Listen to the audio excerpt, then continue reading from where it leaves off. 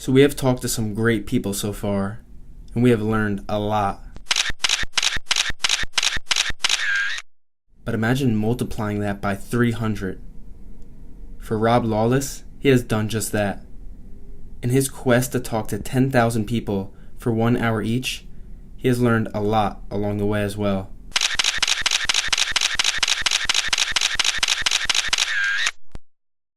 So we had to talk to him, meet with him, get his insight and advice for the future. Here's the king of connection himself, Rob Lawless.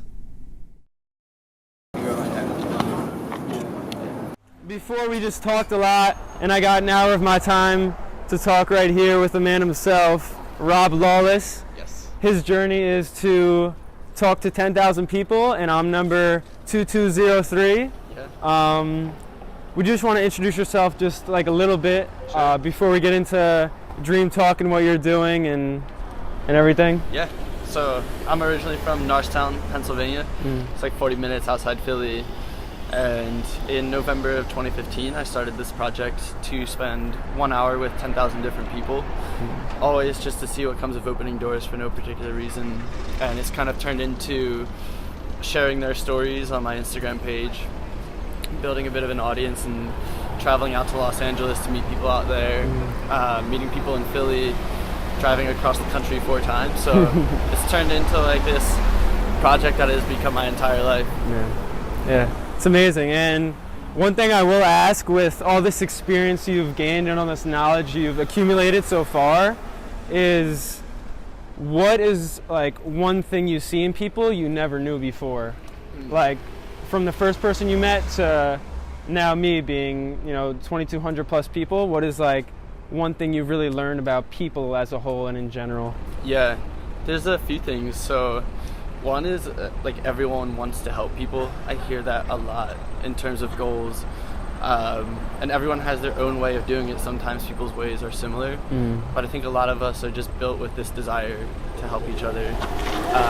The other thing, there are so many different life paths, or different paths that a life can take, and that just grew, like, I learned that from stepping outside of what I knew growing up in a middle class home in the suburbs, and just seeing people who like grew up in the city or grew up in small towns, and also that people are really resilient. I've talked to a lot of people who have experienced trauma of like having family members murdered, having people in their family take their own lives, like meeting with a guy who had his legs chopped up in the engines of a boat because he was run over by it, and all of those people have taken those experiences and used them to kind of push themselves further in life. And so it's always inspiring. Like, it's crazy because all these people pass us and they probably have really inspiring stories. It's amazing, yeah. It's a shame that we don't have the time to hear everyone else's story. Yeah.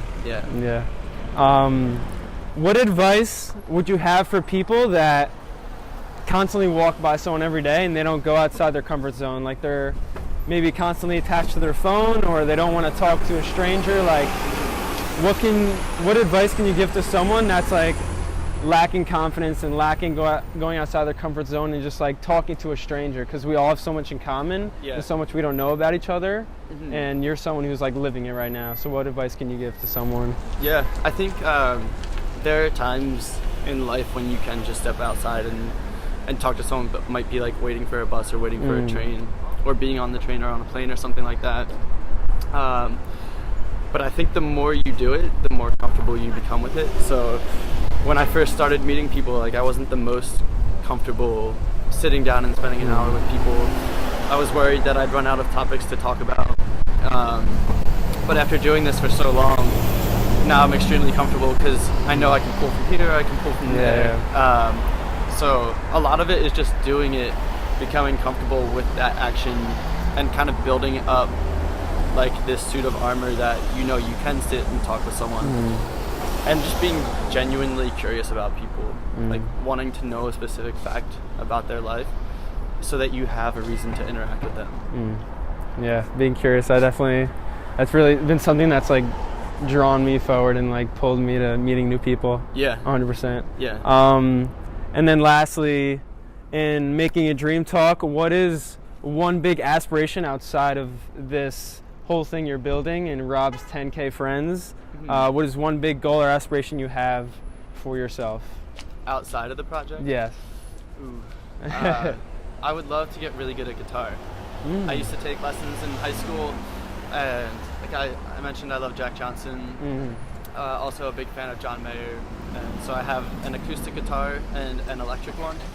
And doing this project has kind of reframed the way I see working towards a goal.